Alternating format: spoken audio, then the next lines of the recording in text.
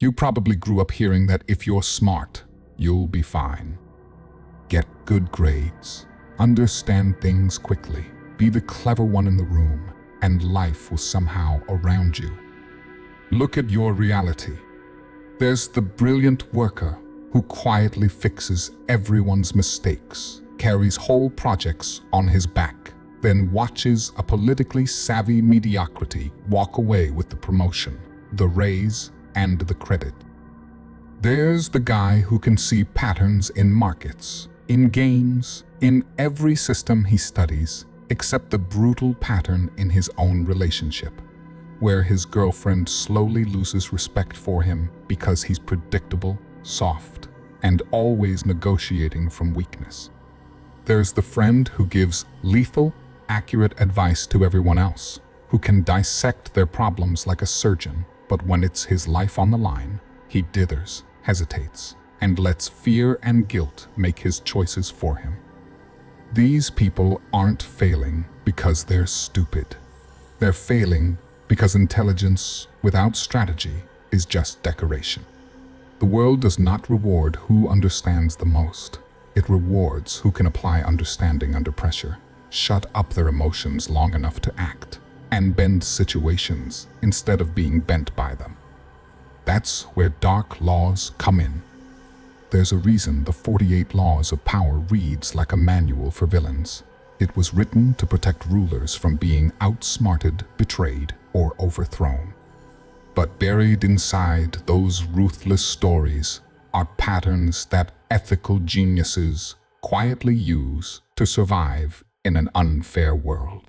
Machiavelli wrote that men are driven by two main impulses, love and fear.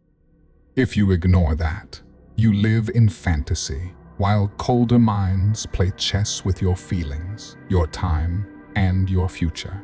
In this video, we're not copying the theatrical tricks of manipulators. We're going deeper into 8 dark genius laws, an internal operating system for how your mind should process people, pressure, and power, so you stop being the smart guy in the corner and start becoming the one whose decisions shape the room. Many highly intelligent men stay stuck at the bottom because they never learn these rules. They cling to the comforting myth that merit alone will save them. It won't. Power itself is not the enemy. Before we go into the laws, you need to understand the difference between using power to feed on people and using it to finally stop being food.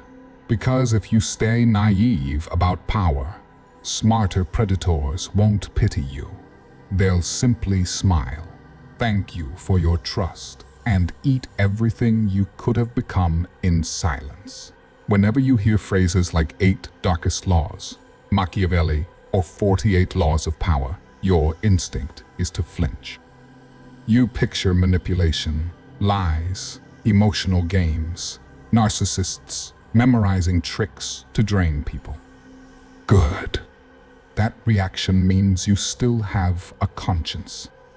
But Machiavelli didn't invent cruelty. He described how rulers survived in a ruthless world. Ignoring them doesn't make life fairer. It leaves you blind in a room full of people who can see. Abusive power is simple, deliberately deceiving decent people, love-bombing them, stringing them along, squeezing them for money, status, sex, or validation, then discarding them when they break. That is parasitic. Strategic power is different. It means understanding these laws, so you stop being the one who gets drained, blindsided, and emotionally enslaved by other people's strategy. I'm not here to turn you into a narcissist. I'm here to make you unappetizing prey. Machiavelli wrote that a man must learn how not to be good when necessity forces him. For you, that doesn't mean becoming heartless. It means learning how not to be naive when reality gets dark.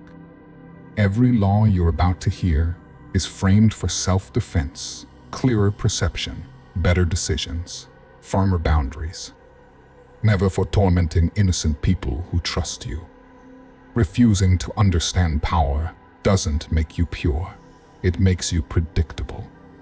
Powerful people already think this way about you. They study incentives, weaknesses, and patterns. The only question is whether you'll insist on being the last one in the room who doesn't. Now we zoom out and define the 8 dark laws and how they condense the cold logic of the 48 laws of power into something you can actually run inside your own head. The 48 laws of power is mostly about how to move in public, courts, palaces, boardrooms, politics. It teaches how visible power plays look from the outside. But you're not a Renaissance prince. You move through offices, chats, bedrooms, gyms, family tables. You don't need a cape and a spy ring. You need an inner version of those laws, rules for how your mind reads people and situations before you act. That's what these 8 dark genius laws are, an internal operating system. Instead of memorizing 50 tricks, you install 8 mental defaults. Law of hidden intent. Listen to incentives, not words. Before you trust, you ask, what do they gain or lose? Law of emotional distance. Feel everything, react to almost nothing. Your first emotion never gets to make the final call. Law of controlled visibility. Be seen enough to matter, but never fully understood. Present, but not fully legible. Law of information asymmetry. Always know more than you reveal. You research quietly and reveal selectively. Law of strategic detachment. Never stake your sanity on one person, job, or outcome. You build exits before you need them. Law of narrative framing. Control the story or be trapped inside someone else's. You decide what events mean before gossip does. Law of calculated generosity. Give in ways that bind, not in ways that bleed you. Your kindness creates structure, not dependency. Law of ruthless self-observation. Study your own ego like an enemy. You audit your motives as coldly as you analyze others. You'll recognize echoes of classic 48 laws here. Conceal your intentions, court attention, plan to the end. The shift is that these are not external stunts. They are inner laws that quietly run in the background. These laws are the software behind the most dangerous, unflappable minds, the ones who rarely look surprised. Most people stumble through life with no internal code. They just react. Geniuses move from principles, starting with this one. Judge actions by incentives, not words alone, ever. Most people get played because they listen to what people say, instead of what their situation forces them to do. Words are cheap. Incentives are not. A person reveals more through what they need, depend on, and fear losing than through any apology or promise. The naive mind takes nice language and future promises at face value. The Machiavellian mind asks colder questions. What happens if this person lies or fails me? What do they gain by keeping their word? And what do they gain by breaking it? Take your boss who says, just stay loyal a bit longer. Your promotion is coming.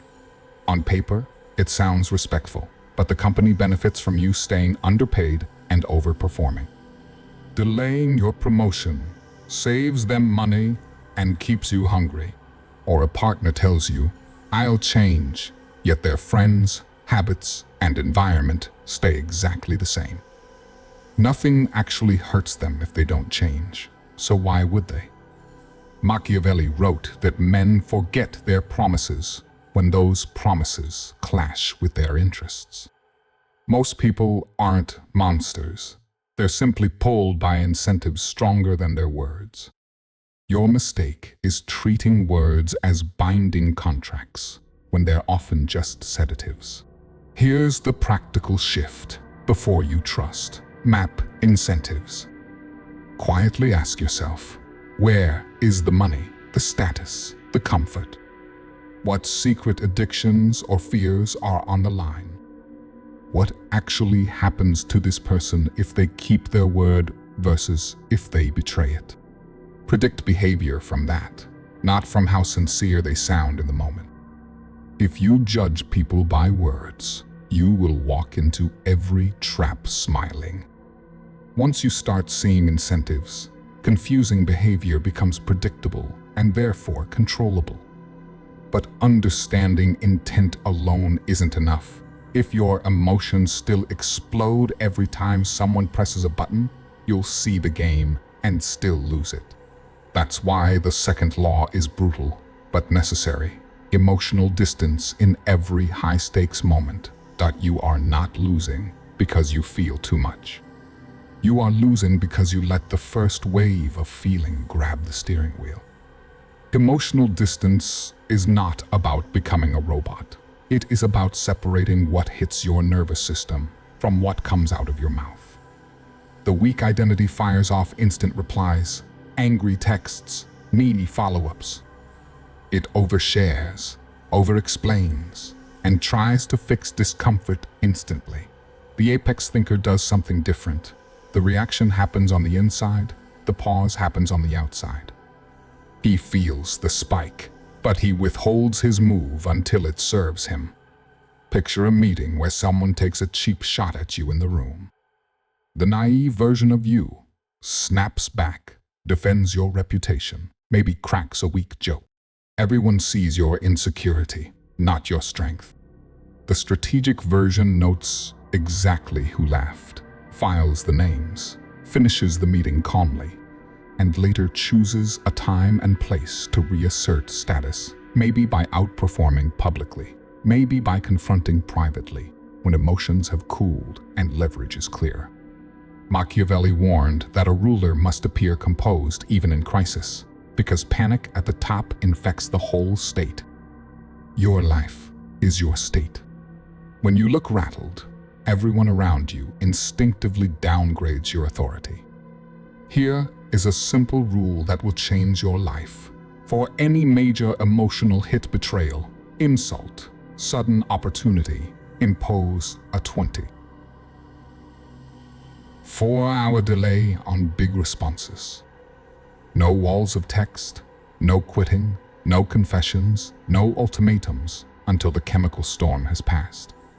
You can write what you want to say in a note, but you do not send it. Anyone who can reliably trigger your emotional spikes can steer your decisions. Geniuses don't win because they don't feel. They win because feelings report to strategy, not the other way around. Once your emotions are no longer public property, the next move is obvious. You stop letting people read you easily now. In a world where everyone lives online, people treat their inner life like public property. Every mood goes on a story. Every argument becomes a thread. Every plan is announced before it is even real. It feels honest and transparent, but it has a hidden cost. You become completely legible, and legible equals controllable. When people know your triggers, your dreams, your fears, and your next 3 moves, they don't have to be smarter than you to beat you. They just have to wait and steer. The naive identity posts every thought, vents to anyone who will listen, tells coworkers they're thinking about leaving. Trauma dumps on new people to feel close quickly. The strategic identity does the opposite. It lets people see competence, small glimpses of humor or edge, but keeps core drivers and future moves behind a curtain. You become clear enough to be trusted, but not transparent enough to be predictable. Picture 2 coworkers. One complains openly about hating the job and definitely leaving soon. Management hears and quietly boxes them in, gives them less sensitive work, prepares to replace them. The other is friendly, professional, says little about their plans, and quietly builds skills and networks. One day, they simply resign with a better offer, and everyone is shocked. Machiavelli understood that a ruler must control appearances and remain inscrutable about his true intentions. Once people can forecast you perfectly, they can trap you cheaply. Practically, you don't need to become a ghost. You just need 2 or 3 topics that are off limits for casual conversation: your exact financial situation, your relationship drama, your long-term strategic plays. If everyone can read you, everyone can game you. Being slightly underestimated is one of the safest positions in any power structure, because people relax their guard around you while you study the board. Quiet strategic silence. Power tilt toward whoever quietly holds more facts. Information asymmetry means this: you know more about them than they think you do, and they know less about you than they assume. In that gap, leverage appears. The naive man walks into negotiations unprepared, believing the official story, trusting job descriptions, sales pitches, and "don't worry, we'll take care of you." The genius treats every important interaction like reconnaissance. He researches people, companies, environments. He watches how they speak under stress, who they defer to, what they brag about, what they avoid. He arrives with a private map while everyone else is guessing. Imagine a job negotiation. You show up with no numbers, hoping they'll be fair. They already know the salary band, their budget, their internal politics, our sum, and probably your social media. If they know more about you than you know about them, you are not a candidate. You are a resource to be priced as low as possible. Now flip it. Before the meeting, you quietly find the market rate, the company's financial health, reviews from ex-employees, what this manager is under pressure for, who they lost recently. You know what they need, where they're bleeding, and how you solve it. Machiavelli respected princes who relied on their own understanding instead of flattering advisors. In modern terms, stop outsourcing your thinking to HR recruiters, or I'm sure it will work out. Always run a background scan. Look at LinkedIn, industry forums, social context. Listen to how they talk about past partners and employees. Build a small mental dossier and keep it to yourself. One focused hour of research can save you from years of being underpaid or trapped in a rigged game. But even with perfect information, you are still weak if losing this one deal, job, or relationship would emotionally destroy you. That is why the next law is about detachment from outcomes, not self entirely. You lose all leverage the moment you convince yourself you cannot live without something. Dependence kills negotiation power. If you need this job, this relationship, this friend group to feel like you matter, you will swallow anything: low pay, disrespect, boredom, emotional chaos. Strategic detachment doesn't mean you don't care. It means you never bet your soul on a single outcome. The naive script says, if I lose this, I'm finished. The strategic script says, if I lose this, it will hurt. But I've already been building exits. Picture staying in a toxic job. You complain, fantasize about quitting, but do nothing because your whole identity and income are tied to that place. Years pass. Your skills stagnate. Your confidence rots. Then, when they finally discard you, you truly are finished.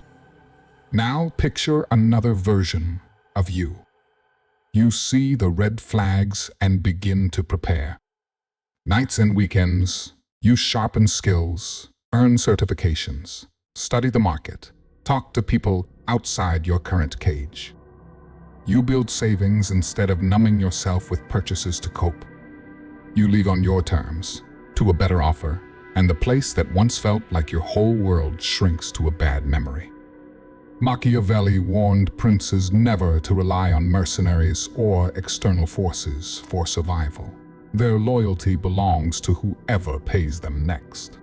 Relying on a single employer, a single partner, or a single social circle for your sense of worth is the modern version of that mistake. Practical rule: always be cultivating at least one alternative, a new skill, a new contact, a side income stream, or even a rich inner life so that no single door becomes your oxygen supply.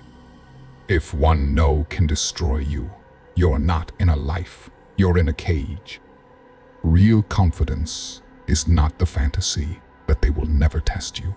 It is the quiet knowledge that if they do, you can walk away and rebuild. Humans don't remember events. They remember stories about events.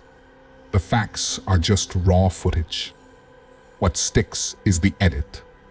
Whoever frames the meaning wins the long-term perception battle.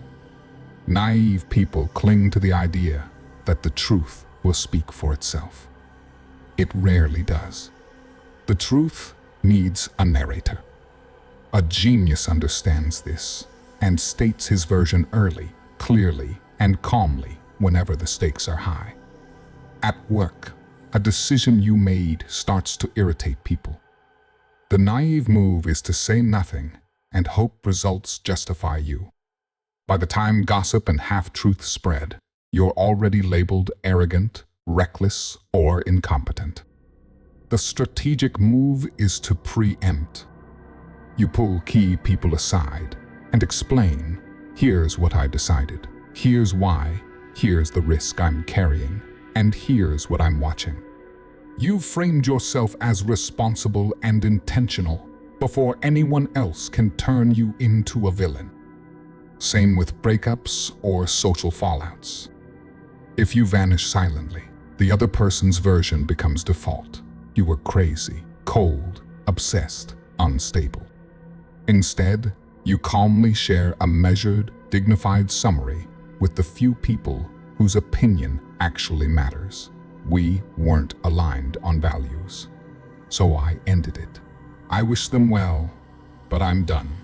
Machiavelli wrote that a prince must guard his reputation more carefully than his possessions, because once public opinion rots, power follows. Narrative framing is how you guard yours in the age of rumors and screenshots. In any conflict or big change, ask yourself, if someone retells this tomorrow, what do I want the headline to be? Then speak and behave in a way that makes that headline true enough to stick. If you don't frame your story, someone else will, and they will edit you into whatever role serves their ego. Geniuses don't just live events, they author the meaning those events carry. Once you grasp this, you stop trusting silence and start respecting narrative as armor forever. Most people were taught that giving is always good, and that the more you sacrifice, the more people will value you.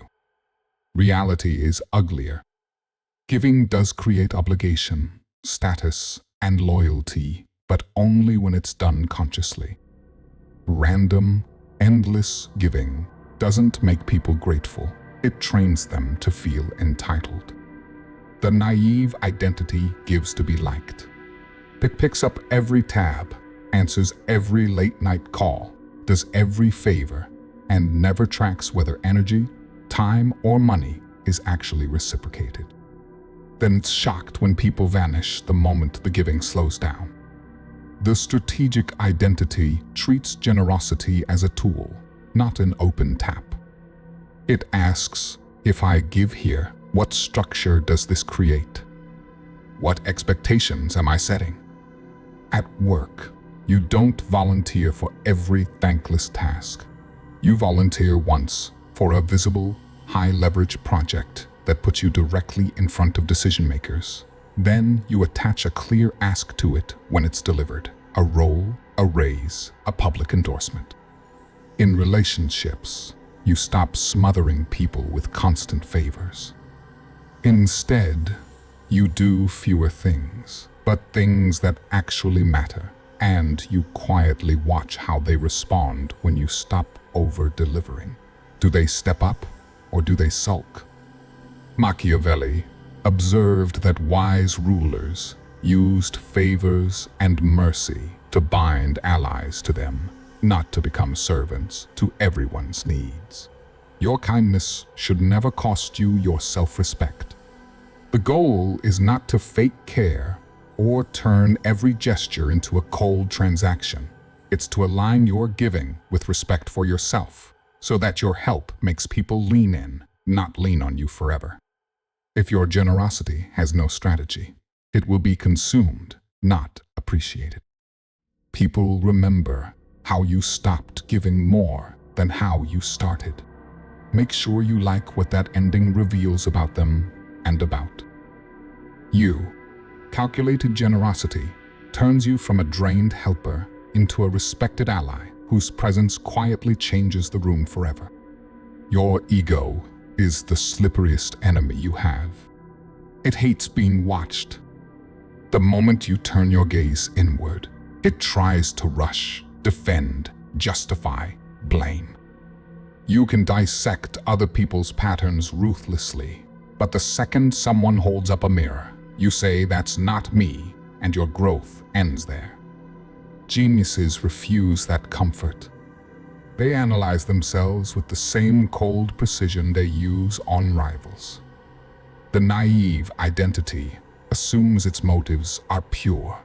Every failure becomes "they blocked me," "the market is unfair," "women are crazy," "my boss is threatened." Feedback is deflected, and the same mistakes are repeated. The apex identity asks uglier questions. Where am I lying to myself? Where am I weak? Where do I act exactly like the people I claim to despise? After a failure, he doesn't just rant. He sits down and journals like a strategist, writing an after-action report.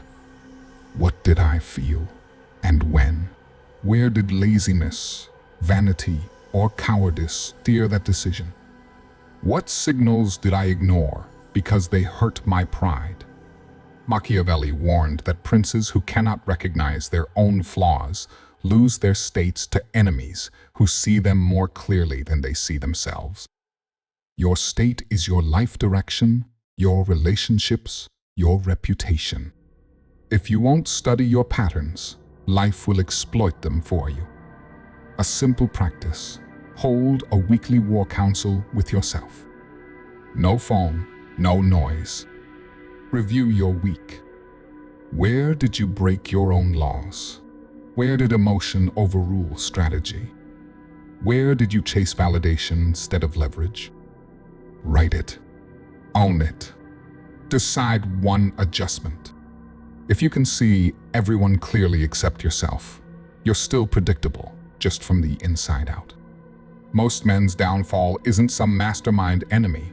It's an unchecked pattern they were too proud or too scared to examine. Ruthless self-observation is what turns these laws from theory into armor.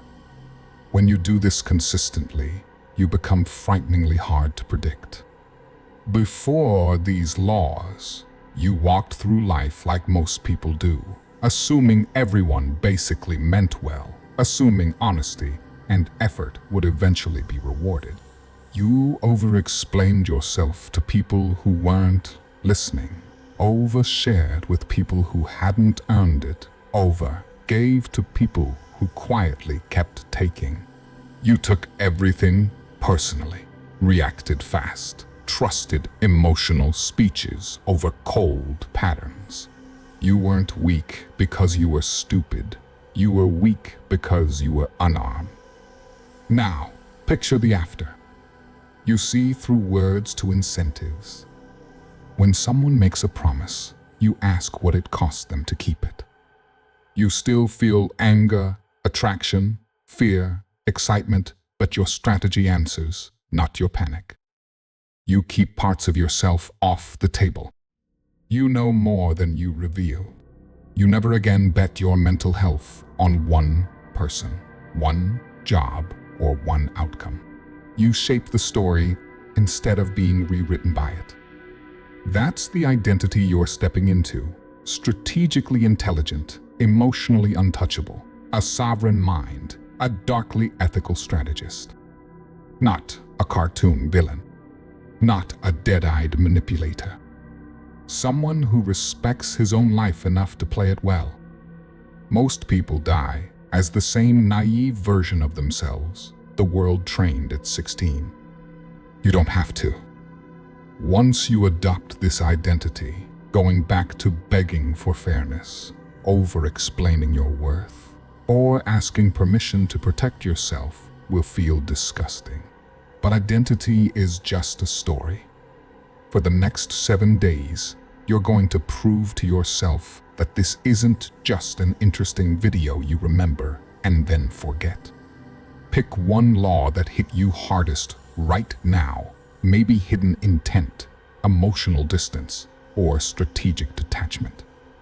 Choose one arena: work, dating, family, or self-discipline. That is your lab. For 7 days, you'll run experiments there.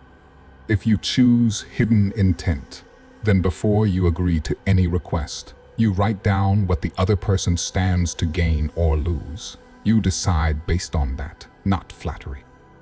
If you choose emotional distance, you must take at least one emotionally charged moment each day and delay your response by a few hours, answering only when the chemicals have cooled. If you choose calculated generosity, pick one place where you stop over-giving and observe who resents it and who respects it. Every night, journal what felt hardest, where guilt or fear showed up, and what changed in how people treated you. The goal is not perfection. The goal is proof that you can act from strategy, not reflex consistently. The world you live in is not fair, and it doesn't reward naive goodness. It rewards strategy and control. In this video, you've seen 8 dark laws that let you move through that world without being eaten. You see incentives, manage emotion, control visibility, detach from outcomes, and study your own ego. Like an enemy. Remember the ethical line. The goal is not to become a villain. The goal is to stop being prey. If you use these laws to hurt people who trust you, you are poisoning the mind you're trying to protect. Machiavelli wrote that a man must learn how not to be good when necessity forces him. For you, that means refusing to be naive when the stakes are high. The world will keep running on rules, whether you study them or not. The difference is simple. Stay blind and be used, or learn the laws and outthink everyone without losing yourself. Comment "My mind follows laws, not impulses," and say which law you'll test this week. I think like a darkly ethical strategist. I see incentives, not just words. My emotions report to me, they don't rule me. I stay unseen, but never uninformed. I refuse to bet my soul on one outcome. I control my story before others write it. My mind follows laws, not impulses.